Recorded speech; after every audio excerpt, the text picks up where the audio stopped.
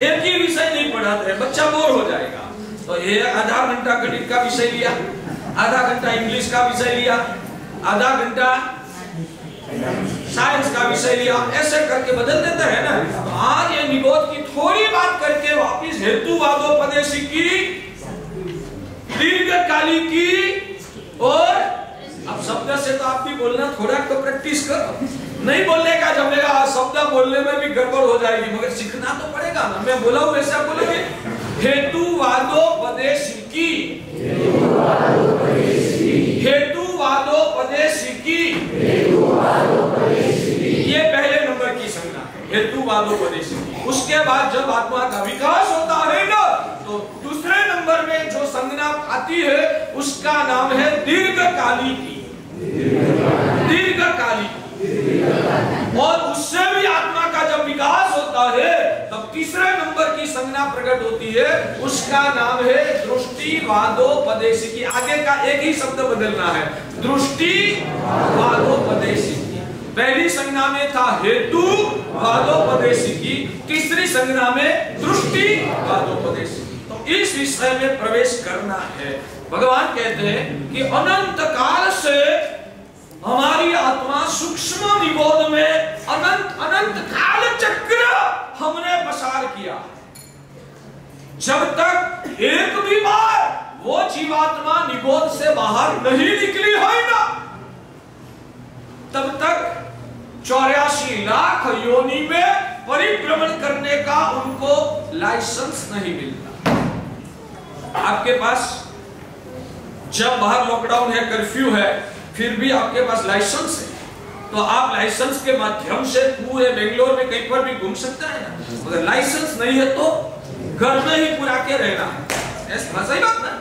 वैसे ही भगवान कहते हैं कि जब तक एक भी वक्त जीवात्मा निबोध में से बाहर नहीं निकला है, तब तक उस जीव को अव्यवहार राशि वाला जीव कहा जाए।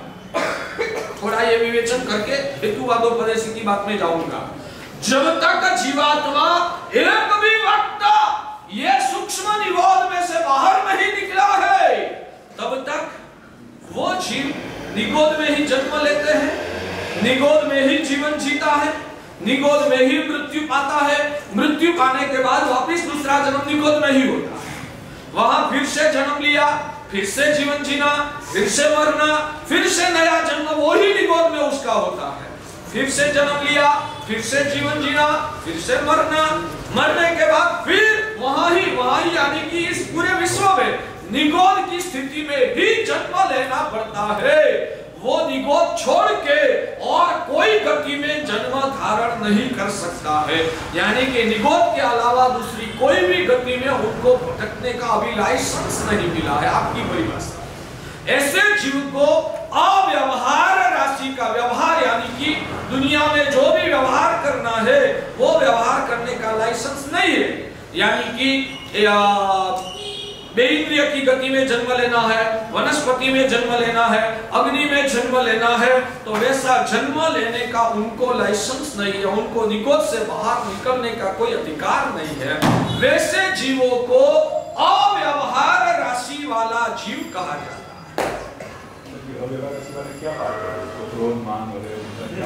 वो क्या पाप करते हैं एक बार समझ लेना। जब ये बात निकली है ना, तो आज हमारे भगवान के अनुयायियों के दिमाग में एक ही दिमाग में बैठा हुआ है कि हम मन वचन और काया से कुछ भी धर्म का आचरण करेंगे तो पुण्य होगा, हम मन वचन और काया से कुछ भी गलत काम करेंगे तो पाप कर्म का बंध होगा। यहाँ तक ही आप लोग अटक गए। यानी कि हमारे वहां आगे आएगा, ये विवेचन विस्तार से आगे आएगा। मिथ्यात्व से कर्म बंद होता है, अविरति से कर्म बंद होता है, कसाई करने से कर्म बंद होता है, और योग यानी कि मन वचन काया की प्रवृत्ति से कर्म बंद होता है। 4 प्रकार के कर्मों के कारण भगवान ने बताया। उसमें से मन वचन काया से धर्म की क्रिया करो तो पुण्य होगा, मन वचन काया से आप आपकी क्रिया करो तो आपको पाप कर्म का बंध होगा। आप लोग ज्यादा से ज्यादा इतना तक समझते हैं, मगर ये तो सपाटी के स्तर की बात है। अंदर में जब डूबो ना, तब भगवान कहते हैं कि आपने मन वचन और काया से कोई पाप भले न किया हो, मगर अंदर में हृदय में कसायों का परिणाम छुपा हुआ है ना, तो मन वचन काया से जितनी भी प्रवृत्ति करते हो उससे जितना कर्म बंध होता है उससे कई गुना ज्यादा कर्म बंध आपके कसायों के परिणाम से।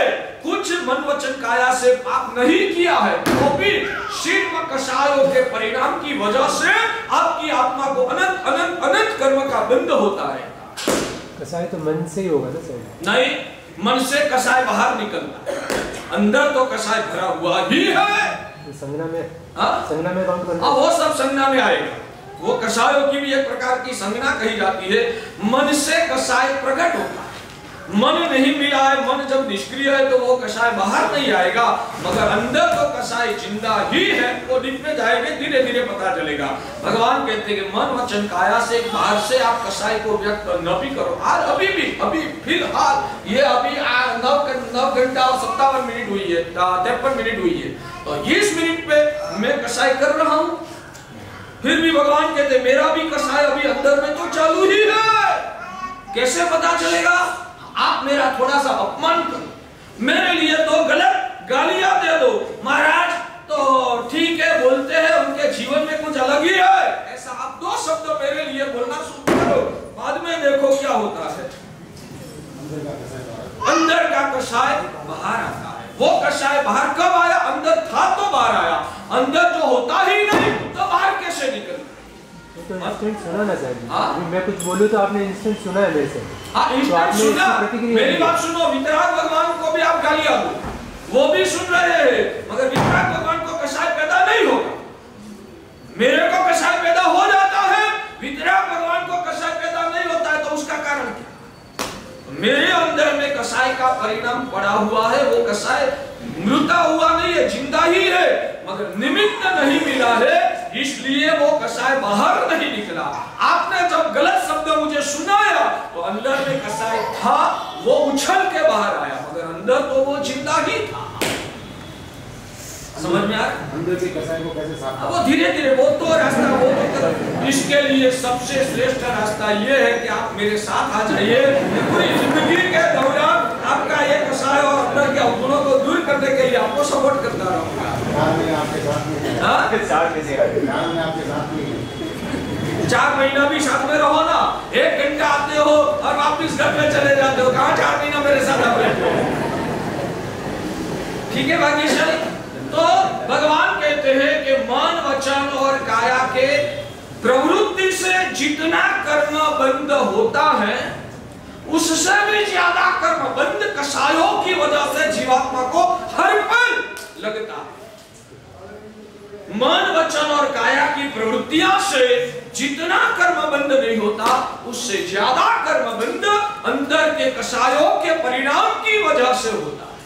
और वो कसाय जब हम अभिव्यक्त करते हैं तब तो वो कसाय के रूप में दिखते हैं, मगर जब हम कसाय के परिणामों से भावित नहीं है तब भी अंदर तो वो कसाय का अस्तित्व जिंदा ही है। उस कसाय के अस्तित्व के वजह से हर पल प्रति समय हमारी आत्मा को 24 घंटा कर्म लगता रहता है। कब तक? हम मंदिर में जाके जब भगवान का दर्शन पूजा करते हैं, चैत्य वंदन करते हैं, तब भी वो कसाय निमित्त कर्म तो हमारी आत्मा को सतत लगता ही रहता है। अभी भी आप व्याख्यान सुनते हो ना, यहाँ तो आप धर्ममय प्रवृत्ति करते हो ना, यानी कि आपका मन वचन काया का योग शुभ में प्रवृत्त हुआ है, मगर अंदर तो कसाय का अस्तित्व जिंदा है। उस वजह से आपको भी और मेरी आत्मा को भी कसाय निमित्त कर्म अभी भी इस मिनट में भी चालू है। ये भगवान अरिहंत के अलावा इतना अद्भुत लोकोत्तर सत्य सर्वज्ञ भगवान के अलावा कोई नहीं दिखा सकते है। और हम वहां तक डूबने की कोशिश ही नहीं करते। हम तो इतना ही पूजा सेवा किया, दान दिया, धर्म सामयिक किया तो हमने पुण्य कर लिया। भगवान कहते तो सपाटी के स्तर की बात है, अंदर में जब डूबो न तब ये आत्म तत्व का जो लोकोत्तर तत्व भगवान अरिहंत प्रभु ने बताया ना, अद्भुत अद्भुत। ये तो कसाई की बात है। भगवान कैसे उससे भी ज्यादा डीप में निगोद में अव्यवहार राशि में है। वो पहले से अव्यवहार राशि अनंत काल से, अनंत काल उसमें कसाय आए कहां से? हाँ, कसाय अंदर से अनंत काल से स्वाभाविक रूप से पड़ा हुआ है भाग्यशाली। वो हमारे गजा की बाहर की बात है। अभी हमारे लेवल की जो बात है वो तो आप समझो, बाद में निगोद की बात सोचिए। तो भगवान कहते हैं कि कसाई से भी ज्यादा डिप में आप जाओ। तो भगवान कहते हैं कि अविरति का पाप आपकी आत्मा को प्रतिक्षण लगता है। मेरी इच्छा है कि अभी संजोग अनुकूल रहेगा ना, तो ये प्रदूषण से पहले अविरति का पाप की विचारणा आपके सामने रखूंगा। शायद पहले समय नहीं रहा, ऐसे ही 5-7 दिन हाथ में बाकी है, जो नहीं हो पाएगा तो बाद में भी एक बार अविरति के विषय का पाप कैसा है ना, उस विषय में हमें प्रवचन करना है, समझना है कि अविरति का पाप जीवात्मा को कैसे लगता है। आपने कोई पाप जीवन में शायद नहीं करते हो, मगर पापों करने का पछाड़ नहीं लिया है ना, भगवान कहते कि आपकी आत्मा को अविरति का पाप सतत लग रहा है, सर्वज्ञ के अलावा कोई। इसलिए हमको भगवान के प्रति बहुमान क्यों होता है? हमको देवादिदेव वितराग विहंग परमात्मा के प्रति बहुमान भाव क्यों होता है? इतना अद्भुत लोकोत्तर तत्व प्रभु तेरे अलावा इस विश्व में कौन बता सकता? फिर भी हम तो कहेंगे हमारे लिए तो सब भगवान समान, कैसे हो सकता है? ये वितराग की ऊंचाई, उनकी पवित्रता, उनका ज्ञान की पराकाष्ठा तो दिखो। और छतमस्त राग द्वेष से जुड़े हुए देव देविया, वो भी भगवान, ऐसा तो मूर्ख के अलावा कोई नहीं बन सकता।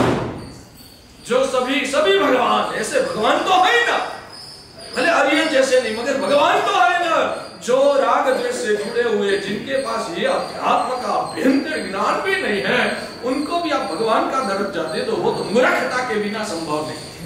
चमत्कार को नमस्कार, बिल्कुल नहीं। हमारा शास्त्र का विधान है, जहां नमस्कार वहां चमत्कार। भगवान बन गए, वो एक चमत्कार नहीं लग रहा है। भगवान सभी कर्मों का क्षय करके मोक्ष में चले गए, वो एक चमत्कार नहीं लगता है। वो चमत्कार कैसे हुआ? भगवान ने भी देवगुरु धर्म को नमस्कार किया, इसलिए उनके जीवन में चमत्कार खड़ा हुआ।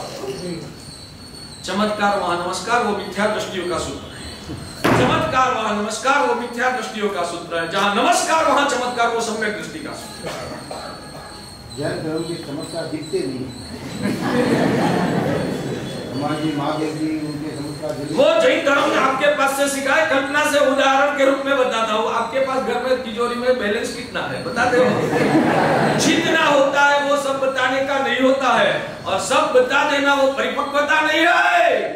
हम जो नहीं समझ में आया, जितना अपने में अंदर में होता है ना, वो सब क्या दिखाने की चीज होती है? जैन दर्शन में जो ऊंचाई है, उनका जो प्रभाव है, वो दिखाने की चीज नहीं है, वो तो महसूस करने की चीज है। चलो ठीक है। तो भगवान कहते हैं कि मन वचन काया से जो भी आप धर्म की क्रिया करो या अधर्म की क्रिया, उससे जो पुण्य पाप होता है, वो तो सिर्फ सपाटी के स्तर की बहुत अल्प मंद मात्रा की घटना है।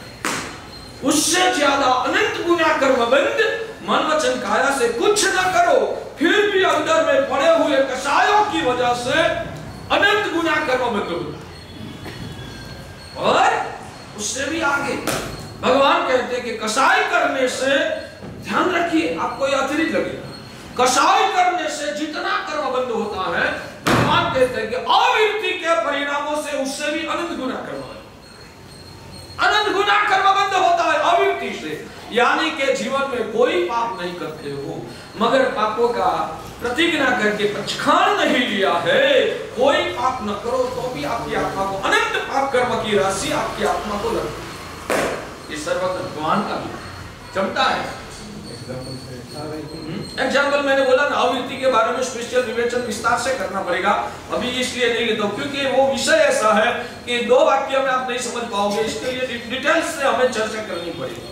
और भगवान आगे बढ़कर कहते हैं कि अविरति से जितना पाप होता है, उससे अनंत गुना ज्यादा पाप मिथ्यात्व की वजह से। सर जी 12 व्रत और 14 नियम वो ही है या दूसरे? 12 व्रत 14 नियम वो सब आप लोग, मगर हमारे वहां शास्त्र में लिखा है सम्यक तो मूल बात। ऐसे ही 12 व्रत धारण किया मगर सम्यक दर्शन की स्पर्शना नहीं हुई है, तो वो आपका व्रत सिर्फ व्यवहार से है, तात्विक रूप से नहीं है। तात्विक रूप से आपको व्रतधारी बनने के लिए पहले मिथ्यात्व को पिघाल के सम्यक दर्शन की स्पर्शना करना आवश्यक है। तो किसमें से यह बात निकली? निगोद के जीवो वो अभी सूक्ष्म निगोद में से कभी भी बाहर नहीं निकले, तो उनको 84 लाख योनि में अवतार धारण करने का मौका ही नहीं मिलता। समझ में आता है? वो सूक्ष्म निगोद के जीव, उनका भाव कैसा होता है, विवेचन तो करूं नहीं, उतना कम है। भगवान कहते हैं कि हम एक श्वास लेके एक श्वास छोड़ते हैं। अब समझो, एक बार भगवान के प्रति लगाव बना है, कुछ बातों सुन के भगवान के ज्ञान के प्रति श्रद्धा बहुमान पैदा हुआ है, तो सब बातों उसको डीप में समझने के लिए हमारी खुद की भी बौद्धिक क्षमता होनी आवश्यक है, और बहुत समय मांग लेता है। उतना समय आपके पास नहीं है। 1 घंटा और 10:15 बजे के बाद मैं ज्यादा आधा घंटा प्रवचन लंबाऊंगा तो सब चले जाए। इसलिए जो कम समय है उसमें ही कुछ सिखाना है, तो पूर्ण रूप से तो नहीं सिखा पाऊंगा। अभी कम से कम जो मोह का जहर पिघला है, तो इतनी श्रद्धा पैदा करके ये लोकोत्तर ज्ञानी सर्वज्ञ भगवान है। तो मेरे दिमाग में आज नहीं जमता है, धीरे धीरे कल जमेगा। मगर मेरे भगवान ने कहा है, तो मैं अंदर से मानता हूं कि भगवान ने जो बताया वो बिल्कुल ज्ञानी है, तो सही ही बताया। तो भगवान कहते हैं कि एक श्वास लेके एक श्वास छोड़ते हैं। हाँ, एक श्वास लेके एक श्वास छोड़ते हैं, उसमें जितना समय लगता है ना, उतने समय में तो ये सूक्ष्म निगोद वाले जो जीव है, वो एक बार जन्म लिया, जीवन जिया और मृत्यु पाया, दूसरा जन्म लिया, दूसरा जीवन जिया, दूसरा मृत्यु पाया, तीसरा जीवन लिया, तीसरा जन्म लिया, तीसरा जीवन जिया, तीसरा मृत्यु हुआ, चौथा जन्म लिया, चौथा जीवन जिया और चौथी बार मृत्यु पाया। ऐसे करके 17 वक्त जन्म, 17 वक्त जीवन, 17 वक्त का मृत्यु और 18वीं वाला वापिस नया जन्म। इतनी यात्रा उनकी हो जाती है। जब मैं एक श्वास लेके श्वास छोड़ता हूं, उतने समय में ये सूक्ष्म निगोद के जीवों का 17 वक्त जन्म, जीवन, मरण प्लस 18वीं बार जन्म, इतनी उनकी भाव परंपरा आगे बढ़ी जाती है। तो उनका जीवन कितना सूक्ष्म हो। एक बात प्रासंगिक याद दिलाता हूं, उसकी चर्चा अभी नहीं करना है। हमारे गुरुदेव कहते थे, बद्रंकर सूरीदास, वो कहते थे ये सूक्ष्म निगोद का जीवों का पाप कर्म कितना होता है। ये सूक्ष्म जीवों का, निगोद का जीवों का पाप कर्म कितना होता है, कितना होगा? हमारा पाप कर्म ज्यादा है या उनका पाप कर्म ज्यादा है? उनका ज्यादा नहीं। हमारे गुरुदेव कहते थे वो निगोद के जीवों का पाप कर्म कितना होता है, एक क्या जाड़ी भाषा में बताएंगे तो आप अभी नवका रोज गिनते हो, वो कैसे एकाग्र चित्त से प्रभु में पंच परमेष्ठि में एकाकार होके आप गिनते हो या भटकते मन से गिनते हो? जनरली अच्छा, ऐसे भटकते मन से आप जो नवकार गिनते हो, उसमें कितना पाप कर्म का क्षय होता है?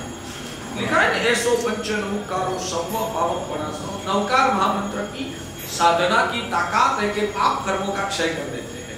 तो आप भटकते मन से जितना नवकार गिनते हो, एक नवकार, उसमें कितना पाप कर्म होता है?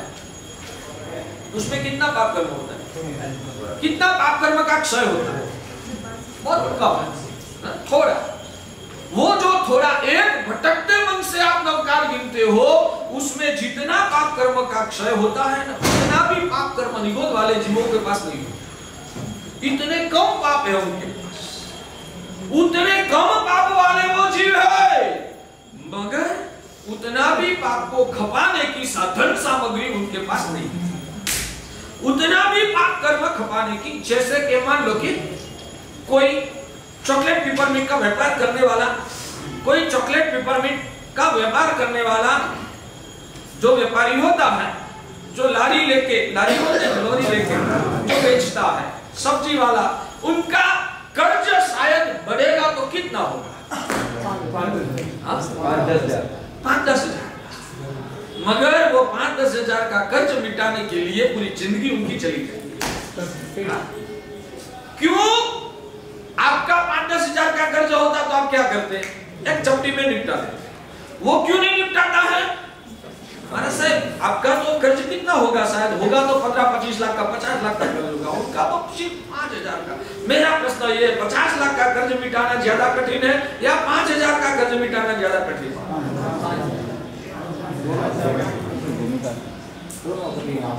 दोनों आप अपनी अपनी भूमिका में कठिन है, फिर भी मान लो तो शायद 50 लाख का कर्ज वाला है ना, उसका व्यापार भी बड़ा होगा।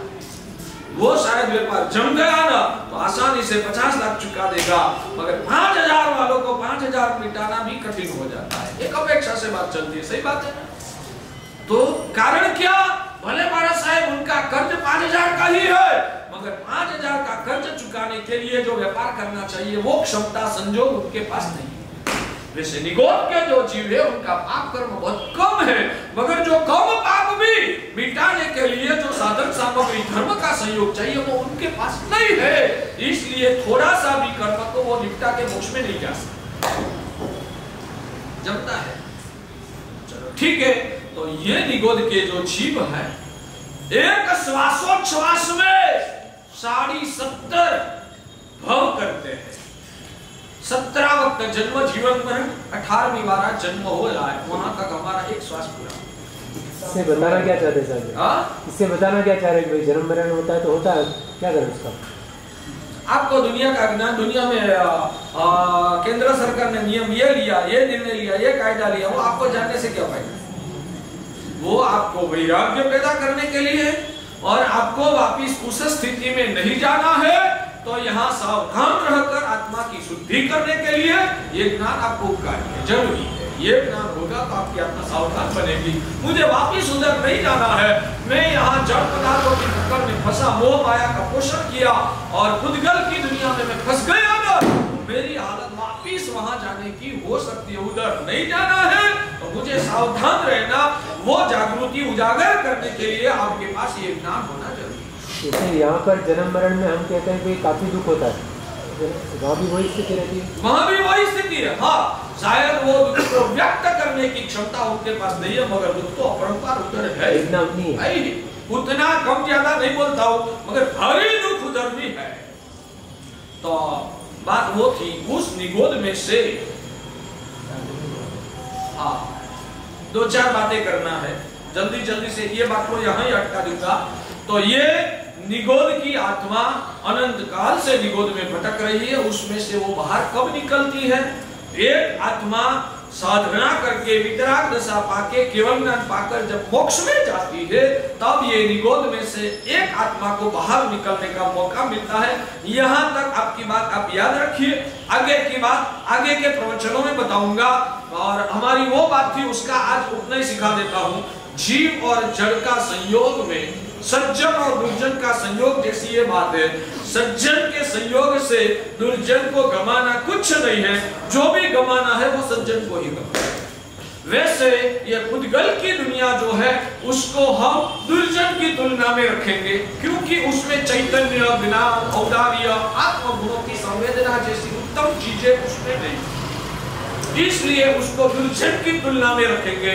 और जीव जो आत्मा है वो अनंत गुणों के भंडार है, इस वजह से उसको सज्जन की तुलना में रखेंगे। जीव और जड़ इन दोनों का जो संयोग हुआ, तो वो संयोग में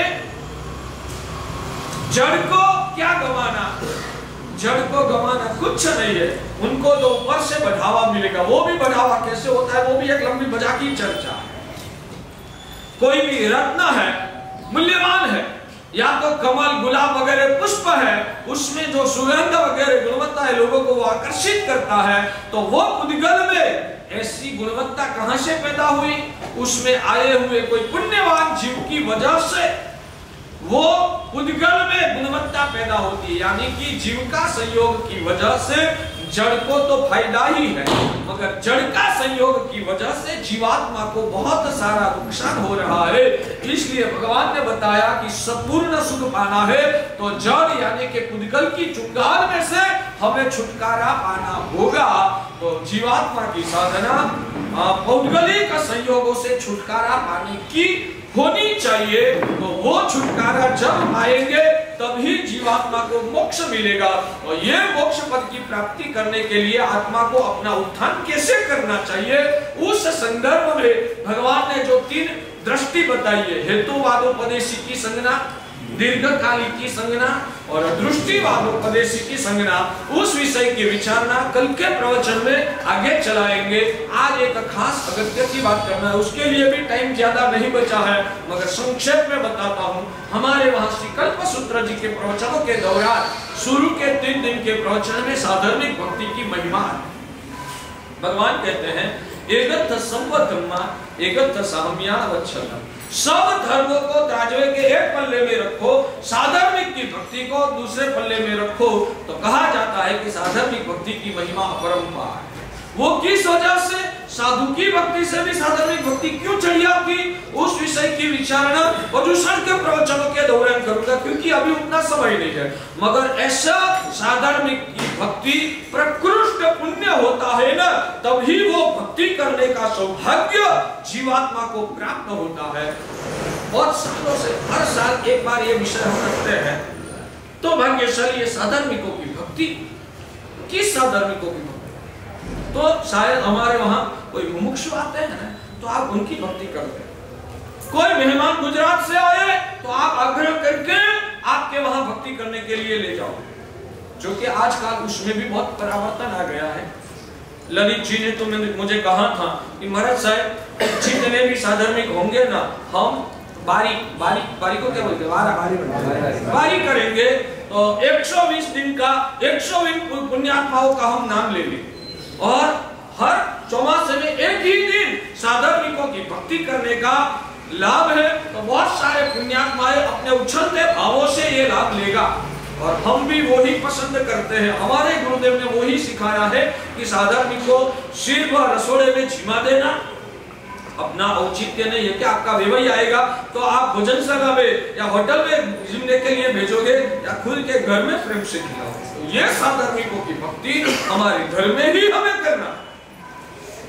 उन्होंने ये बताया था आदर्श पद्धति वही है, आदर्श पद्धति वही है। रसोड़ा नहीं होना चाहिए, घर घर में साधर्मिक को प्रेम से लेके जाना, मगर उसका भी प्लस माइनस हमेशा जावैया उत्सर्गा तावैया अववाया।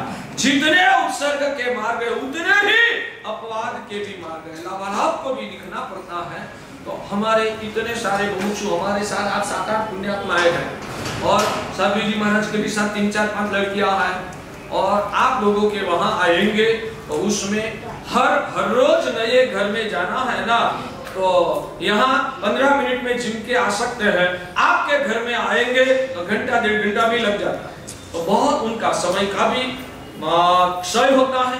दूसरे नंबर में सभी के घरों का वातावरण आज के जमाने में मुमुक्षु की आत्मा के लिए अनुकूल नहीं होता, वो सब परिबलों को दिखना पड़ता है एक एंगल से। बस यही आदर्श, तो आदर्श को पकड़ के चलना वो वाजिब नहीं है, उसका प्लस माइनस का भी अभ्यास करना चाहिए। तो हमारे मुमुक्षुओं का संस्कारों की सुरक्षा को ध्यान में रखकर इस वक्त हर वक्त मैं भी वही सोचता हूँ कि घर घर में ही जाना चाहिए। मगर मुझे लंबी सोच से लगा कि मुमुक्षुओं का आत्मा का संस्कारों की रक्षा करने के लिए हर रोज घर घर में भेजना वो हितकारी नहीं है, इसलिए ललित जी को मैंने मना किया। उन्होंने तो आदर्शी बात किया था, हमारे घर घर में हम भोजन खिलाएंगे, मगर संजोगवश ऐसा लाभालाभ को दिख के करना पड़ा कि मुमुक्षुओं की सुरक्षा के लिए घर घर भेजना नहीं है, इसलिए रसोड़ा चलता है, एक अलग बात है।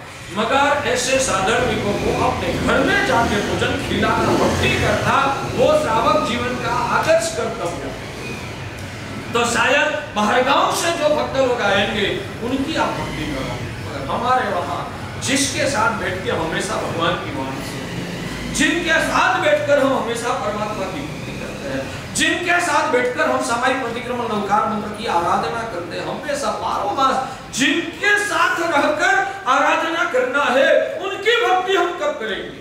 तो ज्यादा आदर्श क्या है? बाहर से आए हुए मेहमानों को खिलाना वो ज्यादा उत्तम चीज है कि जिनके साथ मैं सामायिक प्रतिक्रमण नवकार मंत्र की आराधना करता हूँ, वो मेरे कल्याण मित्र की भक्ति करना, वो ज्यादा ऊंचा आदर्श की बात है। और साधर्मिक को अरस परस अपनपना का भाव होना चाहिए, वो मेरे हैं, वो मेरे हैं। भगवान कहते कि जिसको साधर्मिक प्रिय लगा है ना, उनको सब अपने लगते हैं। और मैं तो वहां तक कहता हूँ, आपके शायद भाई भतीजा के वहां कभी जीवने के लिए जाना है, आज तो बहुत समय नीचे गिर गया, बाकी वहां संकोच होता है, मेरा ही भतीजा है ना, मुझे मैं सामने से फोन करके कर दूंगा, आज कल मेरे घर में अनुकूलता नहीं, मैं तेरे घर पे खाने आने वाला हूँ, ऐसा बोलने में आपको शर्म आएगी? सगा भतीजा है वो, इस जमाना गिर गया इसलिए आएगी क्योंकि अपन बना का भाव